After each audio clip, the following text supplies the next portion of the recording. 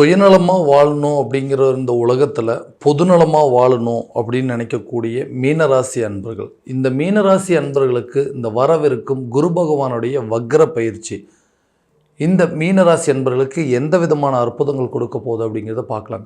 இந்த நிகழ்வு அக்டோபர் மாதம் 9ஆம் தேதி முதல் பிப்ரவரி மாதம் 4ஆம் தேதி வரை நடைபெறவிருக்கு.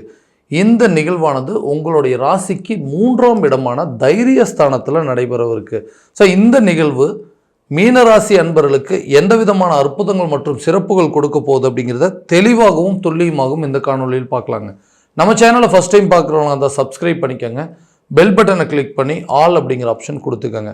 ஸோ மீனராசி அன்பர்கள் குரு பகவானை அதிபதியாக கொண்டவர்கள், எந்த ஒரு விஷயத்தையுமே நிதானத்தை கடைபிடிக்கக்கூடிய நபர்கள் அப்படின்னு சொல்லலாங்க. யாருக்கும் எல்லளவும் துரோகம் செய்யக்கூடாது, நம்மளால் அவங்களுக்கு எந்த காலகட்டங்களையும் ஒரு சின்ன கெடுதல் கூட நடந்துடக்கூடாது அப்படின்னு நினச்சி ஒவ்வொரு விஷயத்தையும் பார்த்து பார்த்து செய்யக்கூடிய ஒரு நபர்கள், மிகவும் பொறுமைசாலி அப்படின்னே சொல்லலாங்க. யாருக்குமே கெடுதல் செய்யக்கூடாது, நமக்கு யாராவது நம்மளால் மற்றவங்களுக்கு நல்லது தான் நடக்கணுமே தவிர கெடுதல் நடக்கக்கூடாது, நமக்கு என்ன கெடுதல் நடந்தாலும் பரவாயில்லை அப்படின்னு நினைக்கக்கூடிய இந்த மாதிரி ஒரு ராசிக்காரர்களுக்கு கடந்த சில காலகட்டங்களாக பார்த்தீங்க அப்படின்னா எந்த ஒரு விஷயத்துலையுமே துணிஞ்சு என்னால் செய்ய முடியலைங்க, முதல்ல இருந்த வேகம் எனக்கு இப்போ இல்லை, எங்கே இந்த விஷயத்தில் துணிஞ்சு இறங்கி மறுபடியும் ஒரு டைம் அடி விழுந்தது அப்படின்னு சொன்னால் திரும்ப எந்திரிச்சு நம்மளால் அந்த வேலையை செய்ய முடியுமா, திரும்ப எந்திரிச்சு மீண்டு வர முடியுமா அப்படிங்கிற ஒரு பயத்திலேயே, அந்த ஒரு பதட்டத்திலேயே எந்த ஒரு காரியத்திலையும் துணிஞ்சு இறங்க முடியலைங்க என்னால். மற்றவங்களுக்கு நல்லது தான் செஞ்சேங்க, ஆனால் எனக்கு எல்லா விதத்துலையும் யாரெல்லாம் கெடுதல் பண்ணணுமோ அந்த எல்லா கெடுதலும் பண்ணிட்டு தான் இருக்காங்க. சொந்த பந்தங்களும் சரி, நட்பு ரீதியாகவும் சரி, ஒரு பண உதவி அப்படின்னு கேட்டாங்க, நம்மக்கிட்ட இல்லைனாலும் பரவாயில்ல, நம்ம ஒருத்தர்கிட்ட வாங்கி கொடுக்கலாம் அப்படின்னு சொல்லி நான் வாங்கி கொடுத்தேன். நான் வாங்கி கொடுத்ததுக்கப்புறம் தான் தெரியுது அந்த பணத்துக்கு உண்டான வட்டியை நான் தான் கட்டிகிட்டு இருக்கேன். இப்போ நம்ம போய் கேட்கும்போது என்கிட்ட இப்போ பணம் இல்லை, நான் என்ன பண்ணுறது, உங்களுக்காகத்தானே நான் உதவி செஞ்சேன், நீங்கள் கேட்டீங்க, என்கிட்ட பணம் இல்லை, நான் ஒருத்தர்கிட்ட ரெக்கமெண்ட் பண்ணி வாங்கி கொடுத்தேன், இன்றைக்கி இந்த மாதிரி ஒரு சூழ்நிலையில் கொண்டு வந்து நிறுத்திட்டீங்களே அப்படின்னு சொல்லும்போது அதுக்கு நான் என்னங்க பண்ண முடியும், என்கிட்ட பணம் இருந்தால் தான் உங்கள்கிட்ட கொடுக்க முடியும் அப்படின்னு சொல்லி ரொம்ப சாதாரணமாக சொல்லிட்டாங்க. ஸோ இந்த மாதிரி ஒரு நிலை அப்படிங்கிறது என்னோடய எதிரிக்கும் வரக்கூடாதுங்க. ஏன்னா கஷ்டத்தில் உதவி பண்ணணும் அப்படின்னு சொல்லி நினச்சது ஒரு தப்பா, இன்றைக்கி அந்த பணத்துக்கு சேர்த்து என்ன வட்டி கட்ட வச்சிட்டாங்களே, எல்லாத்துக்கும் உதவி செய்கிறேங்க, ஆனால் எனக்கு ஒரு சின்ன உதவி அப்படிங்கிறது கூட இன்றைக்கி வரைக்கும் யாரும் செய்ய மாட்டேங்கிறாங்க. உதவி செய்ய அப்படின்னு சொல்லி ஒரு சின்ன ஹெல்ப் கேட்க போனோம் அப்படின்னா கூட ஏதாவது ஒரு காரணத்தை காட்டி என்னை ஒதுக்க ஆரம்பிச்சிட்டாங்க. சரி, இப்படியே இருந்தால் இப்படி இருக்குங்க. இதனால் தேவையில்லாத கடன் பிரச்சனைகள் அப்படிங்கிறது, ஒரு விஷயத்தை பண்ணுறோம், மற்றவங்கெல்லாம் சாதாரணமாக பண்ணக்கூடிய விஷயத்தை நான் ரொம்ப ரிஸ்க் எடுத்து பண்ண வேண்டியதாக இருக்குங்க. ஏன் இந்த மாதிரி ஒரு சூழ்நிலைகள், ஒரு விதம் எனக்கு என்னுடைய அமைப்பே இப்படி தான் இருக்குமா, இல்லை நான் எல்லாத்த மாதிரியும் சுயநலமாக தான் இந்த வாழ்க்கையை வாழ்ந்துட்டு இருக்கணுமா, எல்லாத்துக்கும் நல்லதுன்னு நினைக்கணும், எல்லாருமே பொதுநலமாக இருக்கணும் அப்படின்னு யோசிச்சதுனாலேயே என்னமோ தெரியல, எனக்கு இவ்வளோ பெரிய பாதிப்புகள் அப்படிங்கிறதெல்லாம் உருவாயிட்டிருக்கு. ஸோ தொழில் பண்ண ஆரம்பித்தால் அப்படின்னு சொல்லி தொழிலில் தேவையற்ற நஷ்டங்க. ஒரு காரியத்தை எடுத்து நடத்துகிறோம் அப்படின்னு சொல்லி எடுக்க ஆரம்பித்தாவே விழுகிற அடி கொஞ்சம் நஞ்சம் இல்லை. ஸோ மறுபடியும் மீண்டு எழுந்து அந்த பழைய நிலைக்கே திரும்புவோம் அப்படின்னு யோசிச்சுட்டு இருக்கக்கூடிய நபர்களுக்கு இப்போ வரக்கூடிய இந்த குரு பகவானுடைய வக்ர நிலை 3ஆம் இடம்னு சொல்லக்கூடிய தைரியஸ்தானங்க. தொழிலில் இது வரைக்கும் எந்தெந்த விஷயத்தை பயப்பட்டுட்டு இருந்தீங்களோ, எதை பண்ணால் நமக்கு நஷ்டம் வந்துடும், எதை பண்ணால் நம்மளால் லாபத்தை சம்பாதிக்க முடியாமல் போயிடுமோ அப்படின்னு சொல்லி எந்தெந்த விஷயத்தை யோசித்து நீங்கள் பின்னோக்கி செல்லிட்டு இருந்தீங்க, இந்த தாழ்வு மனப்பான்மை அப்படிங்கிறது வந்துருச்சு. ஏன்னா மற்றவங்க என்ன சொல்லுவாங்க, இந்த விஷயத்தை இந்த தொழிலில் நீ இதெல்லாம் பண்ணக்கூடாதுப்பா, இதெல்லாம் பண்ண அப்படின்னு சொன்னால் கண்டிப்பாக உன்னால் பெரிய அளவில் சக்ஸஸ் பண்ண முடியாது அப்படின்னு சொல்லி நம்ம ஒரு விஷயத்தை நினச்சாலுமே அதை மற்றவங்களாலேயே அதை டாமினேட் பண்ணு, அதாவது அதை சொல்லி ஏதாவது ஒன்று சொல்லி அதை நம்மளை நிறுத்திடுறாங்க. என்னால் துணிஞ்சு அந்த விஷயத்தில் இறங்க முடியலன்னு யோசிக்கிறவங்களுக்கு தைரியஸ்தானத்தில் இந்த கிரகங்களுடைய நிகழ்வு, அதாவது இந்த வக்ர பயிற்சி நடைபெறுதுங்க. அப்படி ஒரு விஷயம் நடக்கும்போது எப்படி இருக்குன்னா, தொழிலில் எந்த கஷ்டங்கள் எவ்வளோ பெரிய நஷ்டம் வந்தாலும் சரிங்க, இறங்கி இது என்ன ஆழம்னு பார்த்துடலாம். இது வரைக்கும் மற்றவங்களுக்காக பயப்பட்டுக்கிட்டு அவங்க சொல்கிறாங்க இவங்க சொல்கிறாங்க அவங்களுக்காக வாழ்ந்தது போதும், நமக்கான ஒரு வாழ்க்கையை நம்ம எதுக்காக இந்த தொழில் ஆரம்பித்தோம், நம்மளுடைய விஷயத்துக்கு நம்மளுடைய வாழ்வாதாரத்தை மேம்படுத்துறதுக்காக இந்த பிஸ்னஸை ஸ்டார்ட் பண்ணோம், அந்த பிஸ்னஸை மற்றவங்களுக்காகலாம் நிறுத்த முடியாது, மற்றவங்களுக்காகலாம் நம்மளால் அந்த விஷயத்தை செய்யாமல் இருக்க முடியாது அப்படின்னு சொல்லி துணிச்சலோடையும் தைரியத்தோடையும் இறங்கி அந்த விஷயத்தில் வெற்றி காணக்கூடிய ஒரு காலகட்டமாக இருக்க போகுது. அதே போல் இந்த குரு பகவானுடைய பார்வையானது 7, 9 மற்றும் 11 ஆகிய 3 இடங்களில் படும். இந்த லாபஸ்தானம் மற்றும் பாக்கியஸ்தானத்தில் படும் பொழுது நீங்கள் இதுவரைக்கும் இந்த தொழில் ரீதியாக இருந்த அந்த நஷ்டங்கள் அப்படிங்கிறது மீட்டெடுக்கக்கூடிய காலமாக இருக்க போது. எல்லாருமே நம்மளை வந்து எதிரியே பார்க்குறாங்க. என்னுடைய தொழில் எனக்கு பக்கத்தில் இருக்கிறவங்களும் அதே தாங்க செய்கிறாங்க. ஆனால் அவங்க வந்து என் மேலே பொறாமப்படக்கூடிய ஒரு நிலை.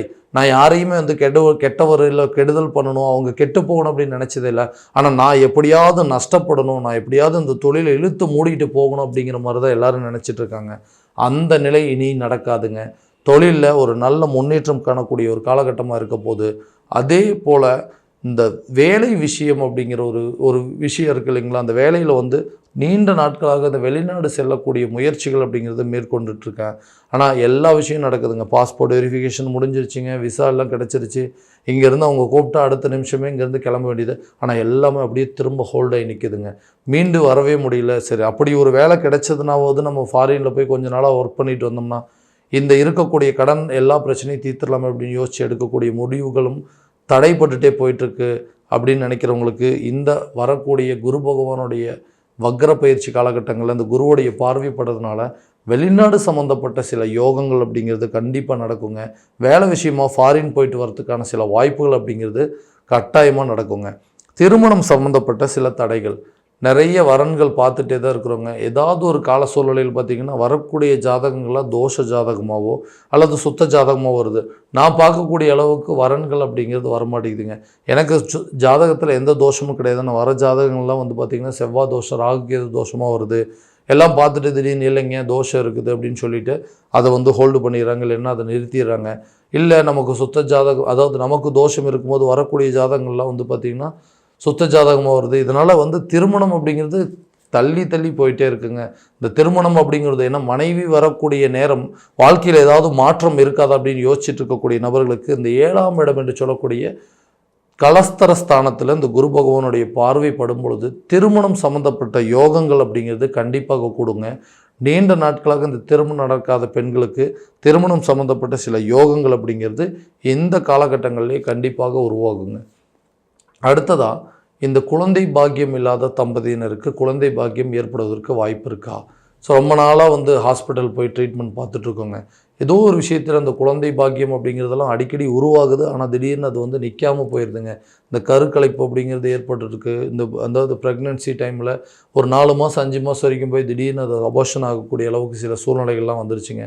இந்த குழந்தை இல்லை அப்படிங்கிறது நிறைய பேர் அந்த ஃபேமிலிக்குள்ளேயே ஒரு நாத்தனார் மூலமாகவோ மாமியார் மூலமாகவோ ஏதாவது ஒரு விஷயத்தை குத்தி குத்தி காட்டிகிட்டே இருக்காங்க. எப்படி ஏற்பட்ட பெண்ணை போய் கல்யாணம் பண்ணிட்டு வந்துட்டியே, இனிமேல் வந்து நம்ம வம்சத்தை எப்படி விருத்தி பண்ணுறது, நம்ம வம்சம் வந்து விருத்தியே ஆகாது, குழந்தை பாக்கியமே இல்லாத ஒரு பொண்ணை கல்யாணம் பண்ணிட்டேன்னு சொல்லி நேர்படவே நம்மளை வந்து குத்தி காட்டக்கூடிய ஒரு நிலைக்கு அப்படின்னு தள்ளப்பட்டுட்டோம். ஸோ அந்த குழந்தை பாக்கியம் அப்படிங்கிறது உருவாகுதுன்னு சொன்னிங்கன்னா கண்டிப்பாக இந்த காலகட்டங்களில் குழந்தை பாக்கியத்திற்கு உண்டான சில சூழல் அப்படிங்கிறது கண்டிப்பாக உருவாகுங்க. யாரெல்லாம் உங்களை வந்து ஏளனமாக பேசுனாங்களோ அவங்க முன்னாடி உங்களுக்கு ஒரு புத்திர செல்வத்தை பெற்றெடுக்கக்கூடிய ஒரு காலகட்டமாக இருக்க போது நல்ல தகவல் குழந்தை ரீதியாக நீங்கள் எடுக்கக்கூடிய முயற்சிகள் நல்ல ஒரு தகவல்கள் அப்படிங்கிறது கட்டாயமாக வந்து சேருங்க. அடுத்ததாக இந்த வீடு கட்டணும் அப்படின்னு சொல்லி ரொம்ப நாளாக ட்ரை பண்ணிகிட்ருக்கேங்க. ஒரு இடம் வாங்கணும் அப்படின்னு முயற்சி பண்ணிகிட்ருக்கேன். என்னால் எதுவுமே பண்ண முடியல. நான் வாடகை வீட்லேயே வாழ்க்கை பூரா வாழ்ந்துட்டுருக்கோம். வாடகை வீட்டில் இருக்கிறவங்களுக்கு தாங்க தெரியும் அதனுடைய கஷ்டங்கள் என்ன அப்படின்னு. ஒவ்வொரு வீட்லேயும் வந்து பார்த்திங்க அப்படின்னா வாடகை வீட்டில் இருக்கும்போது லைட் அதிக நேரம் வந்து யூஸ் பண்ணக்கூடாது, தண்ணி ரொம்ப அதிகமாக யூஸ் பண்ணக்கூடாது, அதே நேரத்தில் வண்டி வாகனங்கள் அதாவது 2 வீலர் மட்டும்தான் இருக்கணும், கார் இருக்கக்கூடாது அப்படின்னு சொல்லி நிறைய ரெஸ்ட்ரிக்ஷன் அப்படிங்கிறதுலாம் இருக்குது. ஸோ இந்த மாதிரி ஒரு சூழ்நிலையை அதை அனுபவிச்சுட்டு இருக்கிறவங்களுக்கு தான் தெரியும் சொந்த வீட்டோட வலியும் வேதனை என்ன அப்படிங்கிறது. ஸோ இந்த காலகட்டங்களில் நமக்குன்னு ஒரு சொந்தமாக ஒரு வீடு கட்ட முடியாதா, நமக்குன்னு ஒரு இடம் வாங்க முடியாதான்னு யோசிச்சுட்டு இருக்கிறவங்களுக்கு தனம் சம்மந்தப்பட்ட தடைகள் அனைத்தும் விலகி அதற்குண்டான தேவைகள் அப்படிங்கிறது பூர்த்தியாகும். ரொம்ப நாளாக வெயிட் பண்ணிட்டு இருந்திருப்பீங்க, ஒரு அமௌண்ட் வருங்க, பேங்க்கில் லோன் அப்ளை பண்ணிகிட்ருக்கோம், அந்த பணம் வந்துச்சு அப்படின்னா இந்த நேரத்தில் நாங்கள் வீடு கட்டிடுவோம், அட்லீஸ்ட் அந்த பணம் வந்தது அப்படின்னா அந்த நேரத்தில் ஒரு சொந்தமாக ஒரு இடம் வாங்கிடுவோம், அதுக்கு மேலே ஏதாவது கொஞ்சம் கொஞ்சமாக வச்சு நமக்குன்னு ஒரு இடம் இருக்குது அதில் எப்படியாவது வீட்டை கட்டணும்னு சொல்லி நான் கட்டிடுவேன்னு யோசிக்கக்கூடிய நபர்களுக்கு இது ஒரு அற்புதமான காலகட்டமாக இருக்க போது. இந்த வக்ர பயிற்சி காலகட்டம் சுமார் ஒரு 4 மாத காலகட்டங்களில் வீடு கட்டுவதற்காக எடுக்கக்கூடிய முயற்சிகள் அனைத்துமே வந்து பார்த்திங்கன்னா ஒவ்வொரு படியும் நீங்கள் முன்னேறி செல்லக்கூடிய காலமாக இருக்க போது. அடுத்தது இந்த கணவன் மனைவிக்கிடையே இருக்கக்கூடிய கருத்து வேறுபாடுகள் அப்படிங்கிறது நல்லா போயிட்டு இருந்த குடும்பத்தில் தேவையில்லாத சண்டை சச்சரவுகள் அப்படிங்கிறது வந்துகிட்டே இருக்குங்க. எதுக்கு எடுத்தாலும் வந்து பேசிகிட்டு இருக்காங்க. மனைவி வந்து கணவனை பார்த்து ரொம்ப இளக்காரமாக பேசக்கூடிய ஒரு நிலை. நீங்களாம் எதுக்குமே ஆக மாட்டீங்க, உங்களால் தான் இன்றைக்கி இந்த குடும்பமே இந்த நிலைக்கு தள்ளப்பட்டுச்சு, நீங்கள் அந்த காரியத்தை அன்றைக்கி செய்யாமல் இருந்திருந்தீங்க அப்படின்னா இன்றைக்கி நம்ம குடும்பம் குழந்தைங்களோட ரொம்ப மகிழ்ச்சியாக இருந்திருக்கலாம், இதுக்கு எல்லாமே காரணமே நீங்கள் தான், உங்கள் கூட எனக்கு வாழவே பிடிக்கலன்னு சொல்லி 2 பேருமே பிரிந்து வாழக்கூடிய அளவுக்கு சில நிலைகள் அப்படிங்கிறது ஏற்பட்டுச்சு. இந்த வரக்கூடிய காலகட்டங்களில் கணவன் மனைவிக்கிடையே ஏதாவது இந்த ஒற்றுமைகள் அப்படிங்கிறது இருக்குமா? 2 பேரும் ஒன்றா சேர்ந்து வாழ முடியுமா? அவங்களுக்கு தேவையான விஷயங்கள், குழந்தைங்களுக்கு தேவையானது, மனைவிக்கு தேவையான சில பொருட்களை வாங்கி கொடுக்க முடியுமா அப்படின்னு யோசிச்சுட்டு இருக்கவங்களுக்கு இந்த 9 மற்றும் 11ஆம் இடம் லாபஸ்தானம் மற்றும் பாக்கியஸ்தானத்தில் குருவுடைய பார்வை படும் பொழுது, அதே போல் இந்த 7ஆம் இடம் கலசரஸ்தானம் என்று சொல்லக்கூடிய அந்த மனைவி ஸ்தானத்து மேலே அந்த குரு பகவானுடைய பார்வைப்படும் பொழுது கணவன் மனைவிக்கிடையே இருக்கக்கூடிய கருத்து வேறுபாடுகள் அப்படிங்கிறது விலகுங்க. அவங்களுடைய தேவைகளை நீங்கள் கட்டாயமாக பூர்த்தி பண்ணுவீங்க. அவங்க என்ன பொருட்கள் கேட்டாங்களோ அதை வாங்கி கொடுக்கக்கூடிய அளவுக்கு சில சூழ்நிலைகள் அப்படிங்கிறது கண்டிப்பாக உருவாகக்கூடிய காலகட்டமாக இருக்க போது இந்த குரு பகவானுடைய வக்ர பயிற்சி காலகட்டங்களில் உடல் ரீதியாக இருக்கக்கூடிய பாதிப்புகள் கொஞ்சம் கொஞ்சமாக அவங்கள விட்டு விலக போகுது. மருத்துவம் சம்மந்தப்பட்ட செலவுகள் கட்டாயமாக வருங்க. திடீர்னு எமர்ஜென்சி ஏதாவது ஹாஸ்பிட்டல் எக்ஸ்பென்சஸ் அப்படிங்கிறது கட்டாயமாக வரும். விரயங்கள் அப்படிங்கிறது கண்டிப்பாக உருவாகுங்க. ஸோ முன்கூட்டியே சில எச்சரிக்கையான நடவடிக்கைகள் எடுக்கிறது அப்படிங்கிறது ரொம்ப நல்லது. ஏன்னா ஹாஸ்பிட்டல் செலவு அப்படிங்கிறது சம்மந்தமே இல்லாமல் ஏதாவது ஒரு தொந்தரவுகள் அப்படிங்கிறது கொடுக்கும், இல்லை திடீர்னு மருத்துவ செலவுகள் ஏற்படுவதற்கான வாய்ப்புகள் அப்படிங்கிறது இந்த காலகட்டங்களில் இருக்குதுங்க. அடுத்ததாக குழந்தைகளுடைய கல்வி நல்ல ஒரு முன்னேற்ற பாதையை நோக்கி கொண்டு போகுங்க. அவங்க கல்வியோட வளர்ச்சியை பார்த்து நீங்களே ஆசைப்படக்கூடிய அளவுக்கு சில சூழ்நிலைகள் அப்படிங்கிறது உருவாகும். வெளிநாடு சம்மந்தப்பட்ட கல்விகள் அப்படிங்கிறது நல்ல ஒரு முன்னேற்றமும். டிகிரி முடிச்சிட்டாங்க, அடுத்தது என்ன பண்ணலாம் அப்படின்னு யோசிச்சுட்டு இருக்கிறவங்க, படித்து முடித்தவங்க அடுத்தது வேலைக்கு போவதற்கான சில வாய்ப்புகள் அப்படிங்கிறது இந்த குரு பகவானுடைய வக்ர பயிற்சி காலகட்டங்களில் கட்டாயமாக நடக்குங்க. ஸோ இந்த பலன்கள் அனைத்து இது வரைக்கும் பார்த்ததெல்லாம் பார்த்தீங்கன்னா கோச்சார பலன்கள் மட்டும்தான்.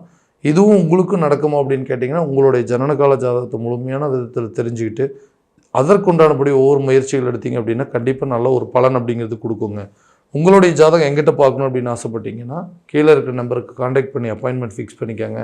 அப்படி இல்லையா உங்களோட ஜாதகத்தை வாட்ஸ்அப் மூலமாக அனுப்பிச்சி வச்சிங்க அப்படின்னா தெளிவான முறையில் கணிச்சு துல்லியமான பலன்கள் அப்படிங்கிறது உங்களுக்கு தெரியப்படுத்தப்படுங்க. மீண்டும் அடுத்த காணொலியில் உங்களை சந்திக்கும் வரை உங்களிடமிருந்து விடைபெறுவது உங்கள் ராம்குமார் ராஜேந்திரன். நன்றி.